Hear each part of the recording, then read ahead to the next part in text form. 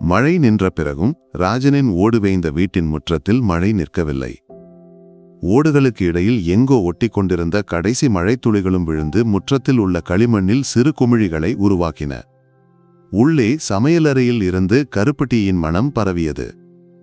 மனு ஆவி பறக்கும் கண்ணாடி கோப்பையுடன் முற்றத்திற்கு வந்தபோது அவனது தங்கை அனு மங்கலான ஒரு துணித்துண்டால் ஜன்னல் கம்பிகளை துடைத்துக் கொண்டிருந்தாள். டீ என்று அவன் கோப்பையை அவளை நோக்கி நீட்டினான். அவள் புன்னகையுடன் அதை வாங்கினாள். நேற்று இரவு நல்ல மழை பெய்தது இல்லையா அண்ணா? சமையலறையில் உள்ள பாத்திரங்கள் எல்லாம் நிரம்பிவிட்டன என்று சொன்னாள். மனு சிரித்தான். அந்த சிரிப்பில் ஒரு தனித்துவமான பிரகாசம் இருந்தது. அவனது உலகம் சிறியதாக இருந்தாலும் அதில் மகிழ்ச்சி பெரியதாக இருந்தது. அந்த உலகத்தின் மையம் இந்த வீடும் வீட்டில் உள்ள 4 பேருமாக இருந்தனர். அப்பா ராஜன், அம்மா லீலா, பின்னர் அவனது எல்லா குறும்புகளுக்கும் துணையாக இருக்கும் தங்கை அனுவும். அவன் தனது பழைய ஸ்மார்ட் போனை எடுத்தான். நடுங்கும் கைகளால் வீடியோ பதிவு செய்ய தொடங்கினான். கேமரா முதலில் கவனம் செலுத்தியது விழும் மழை துளிகளில் இருந்தது. இது எங்கள் மழை சஞ்சயன் என்று அவன் கேமராவை பார்த்து சொன்னான். அவனது குரலில் கூச்சமும் அப்பாவித்தனமும் கலந்திருந்தன. மழை பெய்தால் எங்கள் வீட்டில் ஒரு திருவிழாவே நடக்கும். கசியும் இடத்தில் பாத்திரம் வைக்கும் ஓட்டப்பந்தயம், நனைந்த புத்தகங்களை உலர வைக்கும் பரபரப்பு. ஆனால் இந்த மழையிலும் ஒரு சுகம் உண்டு. வெளியே குளிர், உள்ளே அம்மாவின் சூடான கஞ்சியும். அனு அவனுக்கு பின்னால் சிரிப்பது கேமராவின் கோணத்தில் பதிந்தது. அண்ணாவின் ஒரு காரியம் என்று அவள் கிண்டலடித்தாள். அதுதான் மனுவின் தொடக்கமாக இருந்தது. மனுவின் உலகம் என்ற யூடியூப் சேனலின் தொடக்கம். மரவேலை செய்யும் அப்பாவின் கைகள், மரத்தில் கவிதையை பொறித்தல், அம்மா ஆற்றில் இருந்து துவைத்து எடுத்து வந்த துணிகளை விரித்து வைப்பது, வயல்வெளி வழியாக செல்லும் பயணங்கள், ஊரின் திருவிழாக்கள்.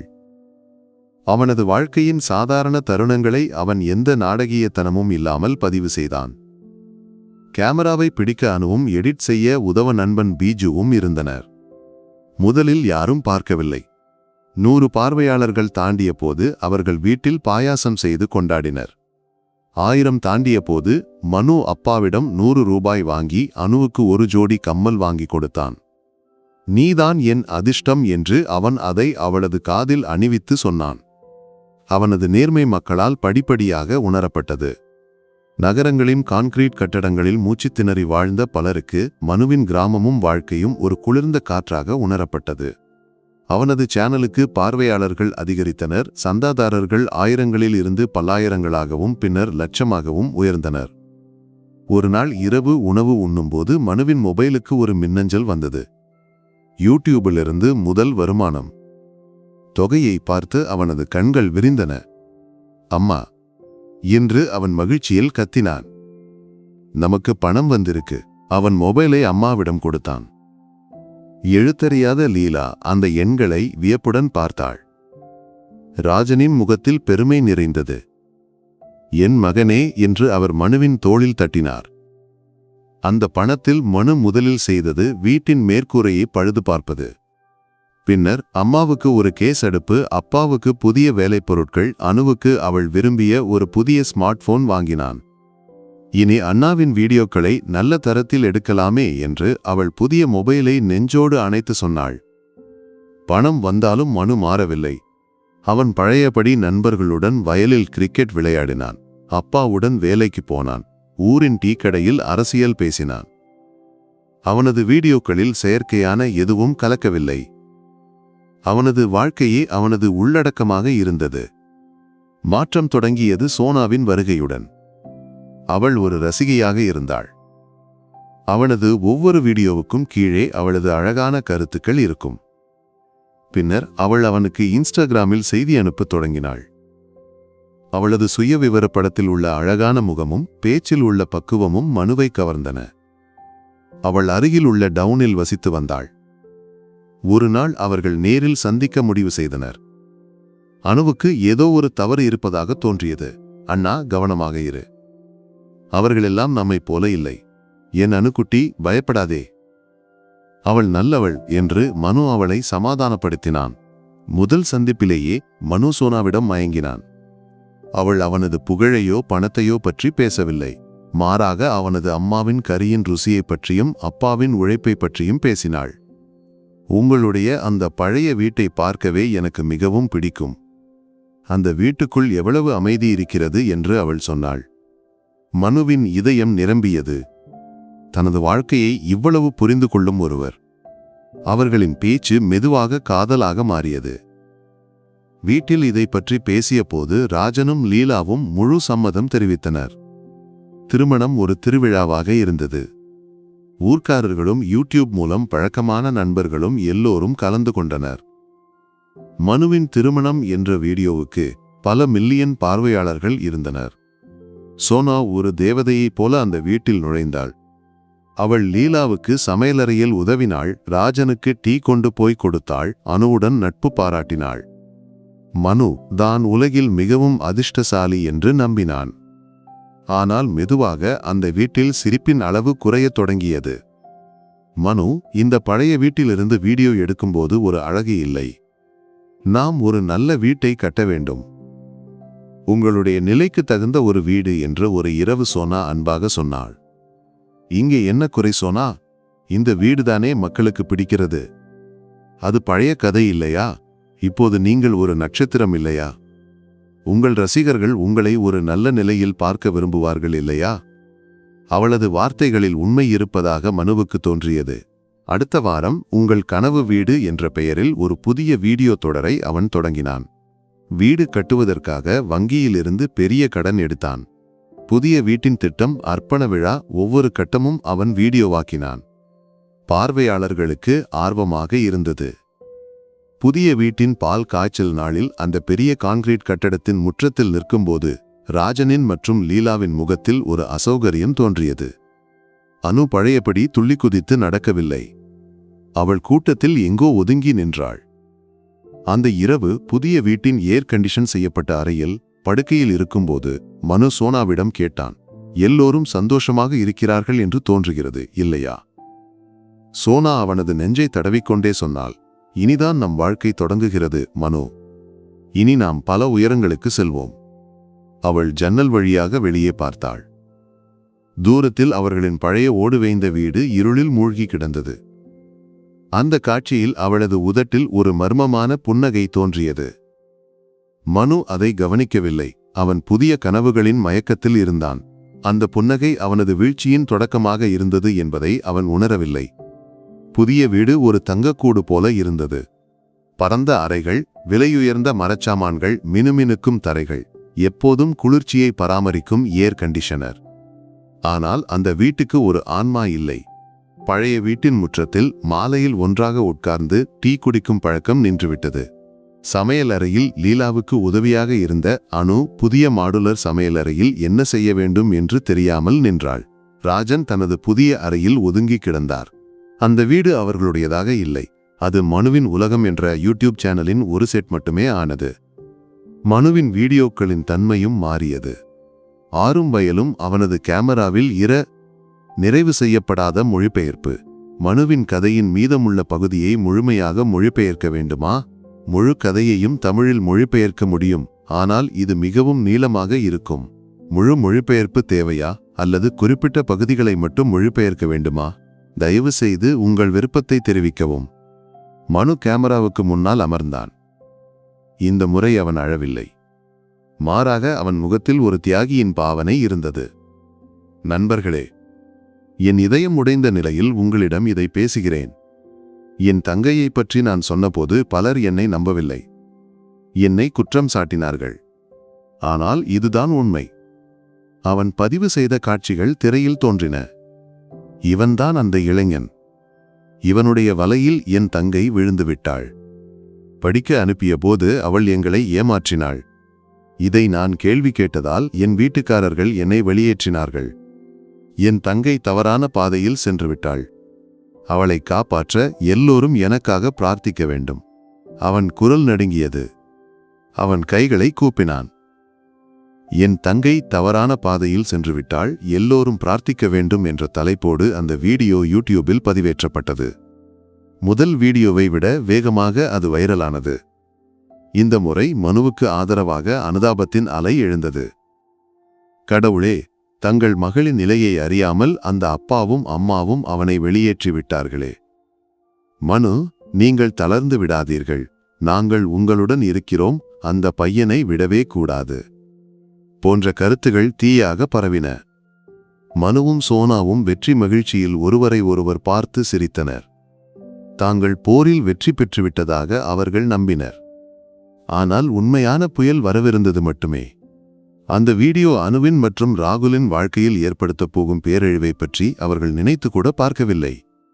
அவர்களுக்கு வேண்டியது பார்வையாளர்களும் பணமும் மட்டுமே. அதற்காக எந்த எல்லைக்கும் செல்ல அவர்கள் தயாராக இருந்தனர். ராகுல் அந்த வீடியோவை பார்த்தது அவனுடைய சக பணியாளர் காட்டிய போதுதான். டேய், இதை பார், உன் புகைப்படத்தை வைத்து ஏதோ ஒரு யூடியூபர் என்னவோ சொல்கிறான் என்று அவன் சிரித்துக்கொண்டே சொன்னபோது ராகுலும் சிரித்துக்கொண்டே தொலைபேசியை வாங்கினான். ஆனால் திரையில் தோன்றிய காட்சிகளை பார்த்ததும் அவன் சிரிப்பு மறைந்தது. அவனுடைய புகைப்படமும் அனு கண்ணீர் வடித்த முகமும் மனுவின் விஷமயமான வார்த்தைகளும். ஒரு கணம் அவனுடைய உலகம் நிலை கொள்ளாமல் தவித்தது. இவன்தான் அந்த இளைஞன். இவனுடைய வலையில் என் தங்கை விழுந்து விட்டாள். ஒவ்வொரு வார்த்தையும் ஒரு சுத்தியால் தலையில் அடிப்பது போல அவனுக்கு உணர்ந்தது. தான் காதலிக்கும் பெண்ணையும் தன்னையும் உலகத்துக்கு முன்னால் அவமானப்படுத்தி ஒரு கதையை புனைந்து பணம் சம்பாதிக்கும் ஒருவன் அவளுடைய அண்ணன் என்று அறிந்தபோது அவன் இரத்தம் கொதித்தது. அவன் அலுவலகத்திலிருந்து என்ன சொல்லி வெளியேறினான், எப்படி பைக்கை ஸ்டார்ட் செய்தான் என்பது அவனுக்கு நினைவில்லை. ஆனால் வீட்டுக்கு வந்தபோது அவனை காத்திருந்தது அதைவிட பெரிய பேரழிவு. அவனுடைய தந்தை கண்டிப்பான விஸ்வநாதன் நாற்காலியில் அமர்ந்திருந்தார். முகம் இறுகியிருந்தது. அம்மா பயத்துடன் சமையலறையிலிருந்து எட்டி பார்த்தார். சமூகத்தில் நடமாட முடியாத நிலைக்கு ஆளாக்கிவிட்டாயேடா, விஸ்வநாதன் கத்தினார். எந்த ஒரு வீட்டில் குறுக்கும் நெடுக்கும் நடப்பவளைத்தானா உனக்கு கிடைத்தது? அவளுடைய அண்ணனே அவளை பற்றி உலகத்திடம் சொல்லும்போது அந்த குடும்பத்தின் தரத்தை யூகிக்கலாமே. அப்பா, நீங்கள் நினைப்பது போல் இல்லை. அனு ஒரு பாவமான பெண். அவளுடைய அண்ணன் ஒரு... பேசாதே. விஸ்வநாதன் கையை உயர்த்தினார். அந்த உறவு இங்கே முடிந்தது. இனிமேல் அந்த பெண்ணையோ அவள் வீட்டுக்காரர்களையோ தொடர்பு கொள்ள முயற்சித்தால் நீ இந்த வீட்டின்படியே இறங்க வேண்டும். அதே நேரத்தில் ராஜனின் வீட்டில் அந்த செய்தி ஒரு இடியாக வந்து விழுந்தது. அந்த வீடியோவை பார்த்த கணத்தில் அனு தளர்ந்து தரையில் விழுந்தாள். அவளுடைய கடைசி நம்பிக்கையும் அஸ்தமித்துவிட்டது. தன் அண்ணனே ஒரு வேட்டை மிருகமாக தன்னை பின்தொடர்ந்து வாழ்க்கையை அழிக்கத் தொடங்கியிருக்கிறான். ராஜனின் கட்டுப்பாடு முழுவதுமாக இழந்துவிட்டது. அவர் மனுவை அழைத்தார். எடா நராதமா, என் குழந்தையை கொல்ல முடிவு செய்துவிட்டாயா? உன்னை நான்... அவருடைய வார்த்தைகள் துண்டிக்கப்பட்டன. மறுமுனையில் மனு தடுமாறவில்லை. அப்பா, உண்மையை புரிந்து கொள்ள வேண்டும். நான் அவளை காப்பாற்ற முயற்சிக்கிறேன். காப்பாற்றவா? ராஜன் கத்தினார். அவளுடைய வாழ்க்கையை அழித்துவிட்டு நீ காப்பாற்றுவதாக சொல்கிறாயா? நீ இனி என் மகன் இல்லை, உன் முகத்தை பார்க்கவே விரும்பவில்லை. அவர் தொலைபேசியை வீசி எறிந்தார். ஆனால் ராகுல் அமைதியாக இருக்க தயாராக இல்லை. அவமானமும் கோபமும் அவனுடைய மனநிலையை தகர்த்துவிட்டது. அவன் பைக்கை எடுத்து மனுவின் புதிய வீட்டை நோக்கி விரைந்தான். கேட்டை தள்ளி திறந்து அவன் உள்ளே பாய்ந்தபோது மனுவும் சோனாவும் வெற்றியின் மகிழ்ச்சியில் தேநீர் அருந்திக் கொண்டிருந்தனர். ராகுலின் கோபமான முகத்தைக் கண்டு அவர்கள் ஒரு கணம் திகைத்தனர். நீ என்ன மனிதன்டா? ராகுல் மனுவின் சட்டையின் காலரை பிடித்தான். உன் தங்கையின் வாழ்க்கையை வைத்து யூடியூபில் பணம் சம்பாதிக்கிறாயா? அவள் உனக்கு என்ன துரோகம் செய்தாள்? மனு அவனை தள்ளிவிட முயற்சித்தான். என் வீட்டு விஷயத்தில் தலையிட நீ யார்? உன் வீடா? உனக்கு குடும்பம் இருக்கிறதா? ராகுல் ஆவேசமாக அடித்தான். அது ஒரு வெடிப்பாக இருந்தது. இருவரும் உந்தி தள்ளி மோதினர். சோனா பயந்து கத்துவதற்கு பதிலாக தந்திரமாக தன் மொபைல் போனை எடுத்து வீடியோ பதிவு செய்ய தொடங்கினாள். அவளுடைய கேமராவில் பதிவானது வன்முறையாளனான காதலன் மனுவை தாக்கும் காட்சிகளாக இருந்தது. அடியின் மற்றும் கூச்சலின் சத்தம் கேட்டு அயலவர்கள் ஓடி வந்தனர். அவர்கள் ராகுலை பிடித்து இழுத்து மாற்றினர். சட்டை கிழிந்து உதட்டில் ரத்தம் சொட்டி கொண்டிருக்கும் மனுவை எல்லோரும் பார்த்தனர். சோனா அழுதுகொண்டே எல்லோரிடமும் சொன்னாள், என் கணவனை கொல்ல முயற்சித்தான். தங்கையை காப்பாற்ற முயற்சித்ததற்காக அவன் எங்களை தாக்க வந்தான். ராகுல் பிடித்து மாற்றப்பட்டவர்களின் கையில் இருந்து கத்தினான், இவர்கள் பொய் சொல்கிறார்கள். இவன்தான் பேய். ஆனால் யாரும் அதை நம்பவில்லை. கிழிந்த ஆடைகளுடன் நிற்கும் மனு பாதிக்கப்பட்டவனாகவும் கோபமாக இருக்கும் ராகுல் வில்லனாகவும் மாறினான். அன்று இரவே மனுவின் சேனலில் ஒரு புதிய வீடியோ தோன்றியது. உண்மையைச் சொன்னதற்காக என்னையும் என் கணவனையும் தங்கையின் காதலன் வீட்டிற்குள் வந்து தாக்கினான் என்று சோனாவின் அழுகையுடன் தொடங்கிய அறிமுகம். பின்னர் ராகுல் மனுவை தாக்குவதன் எடிட் செய்யப்பட்ட காட்சிகள். சமூக ஊடகங்களில் மனுவுக்கு மீண்டும் அனுதாப அலை எழுந்தது. ஆனால் இந்த முறை மற்றொரு குரலும் உயர்ந்து வந்தது. பிரபலமான சில யூடியூபர்களும் சமூக பார்வையாளர்களும் மனுவின் கதையில் சந்தேகம் வெளிப்படுத்த தொடங்கினர். ஒரு அண்ணன் தன் தங்கையின் தனிப்பட்ட காட்சிகளை இப்படி பொதுவில் வெளியிட மாட்டான் என்று ஒரு பிரபல விளாகர் லைவில் சொன்னார். இங்கே பாதிக்கப்பட்டவள் அந்த பெண்ணாகத்தான் இருக்க வேண்டும். உண்மையான உண்மை என்னவென்று நாம் அறிய வேண்டும். #JusticeForAnu என்ற ஹேஷ்டேக் ட்விட்டரில் படிப்படியாக ட்ரெண்டாக தொடங்கியது. மனுவின் கதையில் உள்ள முரண்பாடுகளை மக்கள் விவாதித்தனர். ராஜனின் வீட்டில் அனு முற்றிலும் மௌனத்திற்கு ஆளாகியிருந்தாள். அவள் உணவு உண்ணவில்லை, யாருடனும் பேசவில்லை. அவளுடைய கண்கள் வெறுமையாக இருந்தன. மகளின் நிலையைக் கண்டு ராஜன் ஒரு முடிவெடுத்தார். இனி அழுது பயனில்லை. ஒரு தந்தையாக இதற்கு ஒரு முடிவு காண வேண்டும். மனுவின் மீது அவருக்கு கோபமில்லை, பரிதாபமே உணர்ந்தார். பணத்திற்கும் புகழுக்கும் வேண்டி ஆன்மாவை இழந்த தன் மகனை நினைத்து அந்த தந்தையின் இதயம் வலித்தது. அவர் ஒரு பழைய சட்டையை அணிந்து வெளியேறினார். இலக்கு மனுவின் வீடு. ஆனால் இந்த முறை அது ஒரு தந்தையின் பயணமாக இருந்தது, ஒரு நீதிபதியின் பயணமாக. ராஜன் அந்த பெரிய வீட்டின் கேட்டை திறந்து உள்ளே நுழைந்தபோது அவருடைய முகத்தில் ஒரு காவல்காரனின் கம்பீரமோ பாதிக்கப்பட்டவனின் ஆதரவின்மையோ இல்லை. ஒரு தந்தையின் வலியும் ஒரு குடும்பத் தலைவனின் உறுதியான முடிவும் அந்த முகத்தில் தெரிந்தது. காலிங் பெல் சத்தம் கேட்டு கதவை திறந்த சோனா ராஜனைக் கண்டு ஒரு கணம் தடுமாறினாள். அவள் முகத்தில் இருந்த புச்சம் ஒரு மெல்லிய பதற்றத்திற்கு வழிவகுத்தது. அப்பாவா? மனு ஹாலுக்கு வந்து ஆச்சரியப்பட்டான். ராஜன் உள்ளே நுழைந்தார். ஆடம்பரமான அந்த அறைகளை அவருடைய கண்கள் பார்த்து சென்றன. பின்னர் மனுவின் முகத்தில் நிலைத்தன. உட்கார் அப்பா, மனு சொன்னான். வேண்டாம். ராஜனின் குரல் அமைதியாகவும் ஆனால் கடுமையாகவும் இருந்தது. நான் ஒரு காரியத்திற்காக வந்தேன். அவர் சோனாவை ஒருமுறை பார்த்தார். அந்த பார்வையின் அர்த்தத்தை புரிந்து கொண்ட அவள் மெதுவாக உள்ளே சென்றாள். உனக்கு ஞாபகம் இருக்கிறதா மனு? ராஜன் தொடங்கினார். சிறுவயதில் உனக்கு டைபாய்டு பிடித்து 1 மாதம் கிடந்தது ஒரு நிகழ்வு. அப்போது உன் தலையிலிருந்து விலகாமல், உறங்காமல், உண்ணாமல் உன்னை கவனித்தது உன் அப்பாவும் அம்மாவும் மட்டுமல்ல, பள்ளிக்கு கூட செல்லாமல் உனக்கு கஞ்சி கொண்டு வந்து உன்னை கவனித்தவள் உன் தங்கை. அப்போது அவளுக்கு நீயே உலகமாக இருந்தாய். மனுவின் முகம் வெளுத்தது. நான் உனக்கு மரவேலை கற்றுத்தந்தபோது ஒரு காரியம் சொன்னேன். மரத்தின் உயிரை எடுக்காமல் ஒவ்வொரு சிற்பத்தையும் உருவாக்க வேண்டும். நீ என்ன செய்தாய்? உன் கூட பிறந்தவளின் வாழ்க்கையை வைத்து நீ வியாபாரம் செய்தாய். அவளுடைய உயிரை நீ எடுத்துவிட்டாய். அப்பா, நான். மனு ஏதோ சொல்ல முயற்சித்தான். வேண்டாம். ராஜன் கையை உயர்த்தி அவனை தடுத்தார். இனி நீ பேச வேண்டாம். நான் சொல்வதை மட்டும் கேள். இது பணத்தின் அல்லது புகழின் விஷயம் அல்ல. ஒரு பெண்ணின் வாழ்க்கையின் விஷயம். உனக்கு நான் 24 மணி நேரம் தருகிறேன். அவர் மனுவின் கண்களை உற்று நோக்கினார். நீ பதிவு செய்த அந்த 2 வீடியோக்களையும் நீக்க வேண்டும். பொதுவில் உலகத்துக்கு முன்னால் உன் தங்கையிடமும் அந்த பையனிடமும் அவன் வீட்டுக்காரர்களிடமும் மன்னிப்பு கேட்க வேண்டும்.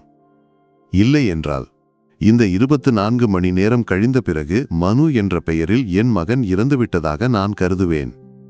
என்னுடையோ உன் அம்மாவுடையோ மரணத்திற்கு கூட நீ இந்த வீட்டின் படியை மிதிக்கக்கூடாது. என் சொத்திற்கும் என் பெயருக்கும் உனக்கு எந்த உரிமையும் இருக்காது. அவர் ஒரு கணம் நிறுத்தினார். இது ஒரு மிரட்டல் இல்லை, ஒரு தந்தையின் வார்த்தை, என் தீர்ப்பு. ஒரு வார்த்தையும் பேசாமல் வந்தது போலவே அமைதியாக ராஜன் அந்த வீட்டிலிருந்து வெளியேறினார். அவருடைய செருப்பின் சத்தம் அகன்று சென்றபோது அந்த பெரிய வீட்டில் தனித்து விடப்பட்டதாக மனுவுக்கு உணர்ந்தது. அப்பாவின் வார்த்தைகள் ஒரு நெருப்புத்தணல் போல அவன் மார்பில் எரிந்தது. அதே நேரத்தில் வெளி உலகம் விழித்தெழுந்து விட்டிருந்தது. #JusticeForAnu என்ற ஹேஷ்டேக் சமூக ஊடகங்களில் ஒரு அலையாக மாறியது. மனுவின் கதையில் உள்ள முரண்பாடுகளை மக்கள் ஒவ்வொன்றாக வெளிப்படுத்தினர். ராகுலின் நண்பர்கள் அவனுக்கு ஆதரவாக பதிவுகள் இட்டனர். அனுவின் கல்லூரி நண்பர்கள் அவள் எவ்வளவு நல்லவள் என்று சாட்சியளித்தனர். பிரபல யூடியூபர்கள் மனுவுக்கு எதிராக வீடியோக்கள் செய்தனர். உள்ளடக்கத்தின் பெயரில் ஒரு பெண்ணின் வாழ்க்கையை அழிப்பது ஊடகவியல் இல்லை, கொடுமை என்று அவர்கள் கூறினர். முதல் முறையாக மனுவின் சேனலில் சந்தாதாரர்களின் எண்ணிக்கை குறையத் தொடங்கியது. ஒவ்வொரு மணி நேரமும் ஆயிரக்கணக்கில் மக்கள் அன்சப்ஸ்கிரைப் செய்தனர். ஸ்பான்சர்கள் ஒவ்வொருவராக அழைத்து ஒப்பந்தங்களை ரத்து செய்வதாக தெரிவித்தனர். சோனாவின் முகத்திலிருந்த வெற்றி பாவனை முற்றிலும் மறைந்தது. அவள் பதறினாள். மனு, இனி நாம் என்ன செய்வது? எல்லாம் கைவிட்டு போகிறது. மனு ஒரு வார்த்தையும் பேசவில்லை. அவன் அறையில் இருந்த பெரிய கண்ணாடிக்கு முன் சென்று நின்றான். அதில் தோன்றிய தன் பிரதிபிம்பத்தை அவன் உற்று நோக்கினான். அவனுக்கு ஒரு அந்நியனைப் போல உணர்ந்தான். பணமும் புகழும் பெறுவதற்காக ஓடிய ஓட்டத்தில் தனக்கு இழந்தது தன் முகமே என்று அவன் முதல் முறையாக உணர்ந்தான். அப்பாவின் வார்த்தைகளும் வெளி உலகின் வெறுப்பும் உள்ளே இருந்த குற்ற உணர்வும் சேர்ந்து அவனை முற்றுகையிட்டன. அந்த தங்கக் கூண்டின் சுவர்கள் அவனை நெருக்குவது போல உணர்ந்தான். மருத்துவமனையின் மருந்து வாசனை நிறைந்த அறையில் வெள்ளை போர்வையால் மூடப்பட்டு அனு படுத்திருந்தாள். கூட்டத்தையும் கூச்சலையும் பயந்து ராஜன் அவளை ஊரில் உள்ள ஒரு சிறிய மருத்துவமனையில் சேர்த்திருந்தார். அவள் ஒரு உயிருள்ள பொம்மை போல மேலே பார்த்து படுத்திருந்தாள். ஆனால் வெளி உலகம் அவளுக்காக குரல் கொடுக்க தொடங்கியது அவளுக்கு தெரியவில்லை. ராகுல் தன் வீட்டில் உள்ள எதிர்ப்புகளை புறக்கணித்து அனுவின் நண்பி வழியாக அவளை தொடர்பு கொண்டான். அனு, நீ தளர்ந்து விடாதே. நான் நம்புவது உன்னை. எது வந்தாலும் நான் உன் பக்கத்தில் இருப்பேன். அவனுடைய வார்த்தைகள் அவளில் ஒரு மெல்லிய அதிர்வை ஏற்படுத்தின. #JusticeForAnu என்ற ஹேஷ்டேக்கில் வரும் பதிவுகளை அவளுடைய நண்பிகள் அவளுக்கு காட்டினர். தான் தனியாக இல்லை என்ற உணர்வு மரவித்து போன அவளுடைய நரம்புகளில் மெதுவாக உயிரை புகுத்தியது. ராகுலும் அனுவின் நண்பர்களும் ஒரு முடிவெடுத்தனர். இனி மௌனத்தை விட வேண்டும்.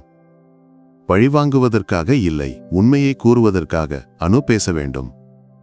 மருத்துவமனையிலிருந்து விடுவிக்கப்பட்டு வீட்டுக்கு வந்த நாளில் அனு அந்த முடிவை எடுத்தாள். அவளுக்கு பயம் இருந்தது. ஆனால் அவமானத்துடன் வாழ்வதை விட உண்மைக்காக குரல் கொடுப்பது மேல் என்று அவள் உறுதி செய்தாள். அவளுடைய நண்பியின் யூடியூப் சேனல் வழியாக அவள் லைவில் வந்தாள். ராகுல் தைரியமளித்து அவள் அருகில் அமர்ந்திருந்தான். லைவ் தொடங்கிய போது அவளை பார்த்தவர்கள் அதிர்ந்தனர். அழுது கலங்கிய உடைந்த ஒரு பெண்ணை அவர்கள் பார்க்கவில்லை. வெளுத்த முகத்திலும் களைத்த கண்களிலும் ஒரு உறுதியான பாவனை இருந்தது. அவளுடைய குரல் மெல்லியதாகவும் சற்று நடுங்கியதாகவும் இருந்தது. ஆனால் அதில் உண்மையின் கூர்மை இருந்தது. எல்லோருக்கும் வணக்கம், அவள் தொடங்கினாள். நான் அனு. அவள் பொய்யான கதைகளை சொல்லவில்லை, யாரையும் அவதூறு செய்யவில்லை. அவள் அமைதியாக பேசினாள். எனக்கு ஒரு அண்ணன் இருந்தான். உலகில் நான் மிகவும் நேசித்த என் அண்ணன். நாங்கள் ஒன்றாக கண்ட கனவுகளைத்தான் நீங்கள் மனுவின் உலகம் என்ற சேனலில் பார்த்தீர்கள். அவள் தன் போனிலிருந்து பழைய புகைப்படங்களை ஒவ்வொன்றாக காட்டினாள். மனு அவளை தோளில் சுமந்து சிரிக்கும் குழந்தை பருவ புகைப்படம். முதல் வருமானத்தில் வாங்கிக் கொடுத்த கம்மலை அணிந்து நிற்கும் புகைப்படம். ஒவ்வொரு புகைப்படமும் அந்த பழைய அன்பின் சாட்சியாக இருந்தது. பின்னர் அவள் மனுவின் வீடியோக்களில் உள்ள குற்றச்சாட்டுகளுக்கு ஒவ்வொன்றாக பதிலளித்தாள். தான் சொன்ன வார்த்தைகளின் உண்மையான சூழலை விளக்கினாள். ராகுலுடனான உறவை அவள் உண்மையாக திறந்து சொன்னாள். லைவின் முடிவில் அவளுடைய குரல் சற்று இடறியது. எனக்கு யாரிடமும் புகாரில்லை, என் அண்ணனிடமும் கூட. ஆனால் இது என் அண்ணன் இல்லை. பணத்திற்கும் புகழுக்கும் வேண்டி தன் தங்கையை உலகத்துக்கு முன்னால் அவமானப்படுத்த தயங்காத இந்த மனிதனை எனக்கு தெரியாது. எனக்கு என் பழைய அண்ணன் திரும்ப வேண்டும். அந்த லைவ் ஒரு புயலாக மாறியது. அனுவின் உண்மையும் கண்ணியமும் மக்களின் இதயங்களை வென்றது. மனுவுக்கு எதிராக மக்களின் கோபம் பொங்கி வழிந்தது. அவனுடைய கடைசி ஸ்பான்சரும் ஒப்பந்தத்தை ரத்து செய்தார். அவனுடைய சேனலின் வருமானம் முற்றிலும் நின்றது. யூடியூப் சமூக வழிகாட்டு மீறலுக்காக அவனுடைய சேனலுக்கு ஸ்ட்ரைக்கை வழங்கியது. சோனாவுக்கு விஷயங்கள் தெளிவாகின. இந்த கப்பல் மூழ்கப் போகிறது. அன்று இரவு அவள் தன் பைகளை பேக் செய்தாள். என்னால் முடியாது மனு. இப்படி வாழ என்னால் முடியாது. எல்லாவற்றையும் அழித்தது நீங்கள். அவள் கைகளை உயர்த்தினாள். சோனா, நீயும் கூடவல்லவா? அவன் யாசிக்க முயற்சித்தான். நான் உங்கள் நலனுக்காகவே ஆலோசனை கூறினேன். அதை சரியாக செயல்படுத்த உங்களால் முடியவில்லை. எனக்கு இனி என் வாழ்க்கையை பார்க்க வேண்டும். அவள் அந்த வீட்டின் படியே இறங்கி சென்றாள். மனு அந்த பெரிய வெறுமையான வீட்டில் தனியாக இருந்தான். குடும்பம், அன்பு, தொழில், மனைவி, பணம் எல்லாம் அவனுக்கு இழந்து போயிருந்தது. அவன் யூடியூபை திறந்தான். சேனலின் முகப்பு பக்கத்தில் அவனுடைய முதல் வீடியோவின் தம்ப்நெயில் மழையில் சிரித்துக் கொண்டு நிற்கும் ஒரு அப்பாவியான இளைஞன். அவனிலுள்ள பழைய மனுவும் இன்றைய மனுவும் முகமுக நோக்கினர். அந்த ஒப்பீடு அவனால் தாங்க முடியவில்லை. அவனுடைய எல்லா கட்டுப்பாடும் இழந்து போனது. ஒரு மனிதன் தன்னையும் எல்லாவற்றையும் இழந்து போகும்போது ஏற்படும் இதயம் பிளக்கும் ஒரு அழுகை அந்த வெறுமையான வீட்டில் முழங்கியது. அவனுடைய வீழ்ச்சி முழுமையாக இருந்தது. அந்த பெரிய வீட்டில் உள்ள ஒவ்வொரு பொருளும் மனுவை பரிகாசிப்பது போல உணர்ந்தான். அவனுடைய வெற்றியின் நினைவு சின்னங்களாக இருந்தவை இப்போது தோல்வியின் அடையாளங்களாக மாறியிருந்தன. வங்கியின் ஜப்தி நோட்டீஸ் கதவில் பதிக்கப்பட்ட நாளில் அவன் கடைசியாக அந்த வீட்டை திரும்பி பார்த்தான். அவன் முதலில் செய்தது தன் யூடியூப் சேனலை என்றென்றும் நீக்குவது. லட்சக்கணக்கான சந்தாதாரர்களும் கோடிக்கணக்கான பார்வையாளர்களும் இருந்த தன் வாழ்க்கையை மாற்றிய அந்த சேனலை ஒரு கிளிக்கில் அவன் நினைவாக்கினான். அது அவனுடைய விஷமயமான பழைய வாழ்க்கைக்கு விடை கொடுப்பதாக இருந்தது. புதிய காரும் விலையுயர்ந்த போன்களும் கேமராக்களும் விற்று கிடைத்த பணத்தை வங்கிக் கடனை அடைப்பதற்காக ஒதுக்கினான். ஒரு சிறிய பையுடன் முகச்சவரம் செய்யாமல் கந்தையான ஆடைகளுடன் அவன் தன் பழைய வீட்டின் கேட்டை நோக்கி நடந்தான். கேட்டை திறக்க தைரியமில்லாமல் அவன் வெளியே நின்றான். தன்னை பார்த்தால் அப்பா வெளியேற்றுவாரோ என்று பயந்தான். சமையலறையில் பாத்திரங்களை கழுவிக் கொண்டிருந்த லீலா அவனை முதலில் பார்த்தாள். அவளுடைய கண்கள் ஒரு கணம் அவனில் நிலைத்தன. அந்த கோலத்தை கண்டு அவளுடைய இதயம் பிளந்தது. ஆனால் அவள் ஒரு வார்த்தையும் பேசவில்லை. உள்ளே சென்று ஒரு பாத்திரத்தில் சோறும் கறியும் எடுத்து உம்மரத்தில் வைத்தாள். பின்னர் உள்ளே சென்று கதவை மூடினாள். அந்த செயலில் எல்லாம் இருந்தது ஒரு தாயின் பாசமும் இன்னும் மன்னிக்க சமயமாகவில்லை என்ற எச்சரிக்கையும்.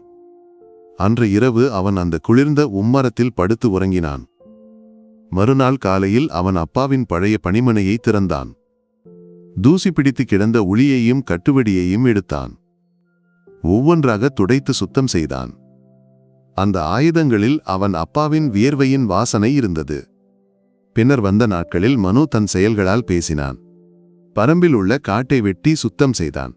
உடைந்து போன வேலையை சரி செய்தான். தன் முதல் வருமானத்தில் சரி செய்த மீண்டும் ஒழுகத் தொடங்கிய மேற்கூரையின் ஓடுகளை மாற்றி அமைத்தான். காலையில் இருந்து இரவு வரை அவன் இடைவிடாது உழைத்தான். யாரும் அவனிடம் பேசவில்லை, அவனும் யாரிடமும் பேசவில்லை. கடின உழைப்பை ஒரு பிராயச்சித்தமாக அவன் தேர்ந்தெடுத்தான். ஒரு நாள் அவன் ராகுலை சந்திக்க முடிவு செய்தான். அவனுடைய பணியிடத்திற்கு நடந்து சென்றான். மனுவை பார்த்ததும் ராகுலின் முகம் கோபத்தால் இறுகியது. எதற்கு வந்தாய்? இன்னும் வீடியோ எடுக்கவா? மனு தலைகுனிந்தான். மன்னிக்கவும். அவனுடைய குரல் மெல்லியதாக இருந்தது. நான் செய்ததற்கு எந்த நியாயமும் இல்லை. எல்லாவற்றையும் அழித்தவன் நானே. என்னை மன்னிக்கவும். அவன் வேறு ஒரு வார்த்தையும் சொல்லவில்லை. அவனுடைய உடைந்த தோற்றமும் உண்மையான வார்த்தைகளும் ராகுலின் கோபத்தை மெதுவாக அடக்கின. அவன் மன்னிக்கவில்லை, ஆனால் அந்த கண்களில் உள்ள மாற்றத்தை அவன் உணர்ந்தான். அனுவை நேரில் சந்திக்க அவனுக்கு தைரியம் இல்லை. அவன் நாட்கள் எடுத்து ஒரு சந்தன மரத்தின் துண்டில் ஒரு அழகிய அலமாரியை செதுக்கினான். அதற்குள் ஒரு நீண்ட கடிதத்தை எழுதி வைத்தான்.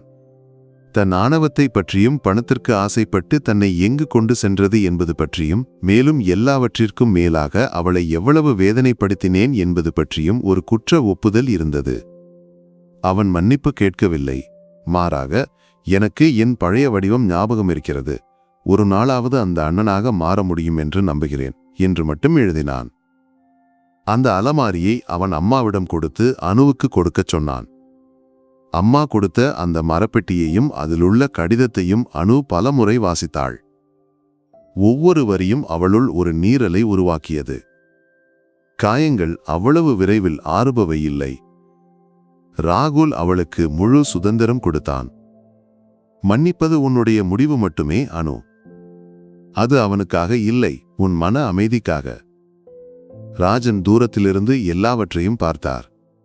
வெயிலையும் மழையையும் ஏற்று உழைக்கும் மகனை, ஒடுங்கிய அவனுடைய தோற்றத்தை, அவன் கைகளில் உள்ள தழம்பை.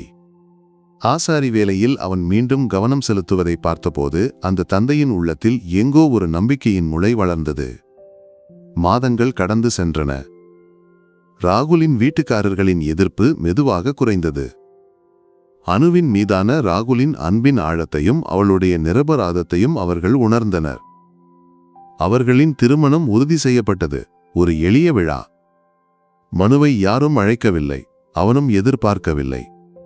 திருமண நாளில் கோயில் மதிலுக்கு அப்பால் உள்ள ஆலமரத்தின் கீழ் நின்று ராகுல் அனுவின் கழுத்தில் தாலி கட்டுவதை அவன் ஒரு மின்னல் போல பார்த்தான். அவனுடைய கண்கள் கண்ணீரால் நிரம்பின. அது வலியின் கண்ணீர் இல்லை, மகிழ்ச்சியும் குற்ற உணர்வும் கலந்த கண்ணீர். அன்று மாலை வீட்டுக்கு வந்த அனுவை உம்மரத்தில் ஒரு பரிசு காத்திருந்தது. அழகாக செதுக்கப்பட்ட ஒரு ஊஞ்சல். குழந்தை பருவத்தில் அவள் மிகவும் விரும்பிய ஒன்று. அதில் ஒரு குறிப்பு இல்லை, ஆனால் அது யாருடையது என்று அவளுக்கு தெரியும். அவள் அந்த மென்மையான மரத்தில் விரல்களை ஓடவிட்டாள். நாட்கள் கழித்து ஒரு மாலை நேரத்தில் அனு அந்த புதிய ஊஞ்சலில் மெதுவாக ஆடிக்கொண்டிருந்தாள். ராஜனும் லீலாவும் அவளை பார்த்து உம்மரத்தில் அமர்ந்திருந்தனர். பரம்பின் மறுமுனையில் ஒரு மரக்குற்றியில் ஏதோ செதுக்கிக் கொண்டிருந்தான் மனு. அவன் தலையை உயர்த்தி பார்க்கவே இல்லை. அனு ஊஞ்சல் ஆட்டத்தை நிறுத்தினாள். அவனை சிறிது நேரம் பார்த்து நின்றாள். பின்னர் அவளுடைய குரல் அந்த முற்றத்தில் ஒலித்தது. அமைதியான தெளிவான குரல். அண்ணா. மனு ஒரு கணம் அசையாமல் நின்றான். பின்னர் மெதுவாக தலையை உயர்த்தினான். அவனுடைய கண்கள் கண்ணீரால் நிரம்பியிருந்தன. இங்கே வா, நாம் ஒரு தேநீர் குடிக்கலாம். அவன் தன் கையில் இருந்த ஒளியை கீழே வைத்தான். ஒரு கனவில் இருப்பது போல அவன் மெதுவாக அனுவுக்கும் தன் அப்பா அம்மாவுக்கும் அருகில் நடந்தான். இழந்து போன தன் வீட்டிற்கு, அன்பிற்கு. கேமரா மெதுவாக பின்னோக்கி நகரும்போது சரி செய்யப்பட்ட வேலியையும் ஒழுகாத மேற்கூரையையும் ஒன்றாக தேநீர் குடிக்க அமர்ந்திருக்கும் அந்த குடும்பத்தையும் காணலாம். காயங்கள் ஆற சமயம் எடுக்கும், ஆனால் அந்த குடும்பம் மெதுவாக ஒன்று சேர்ந்து கொண்டிருந்தது. அன்பின் நூலால் அவர்கள் மீண்டும் தைக்கப்பட்டு கொண்டிருந்தனர்.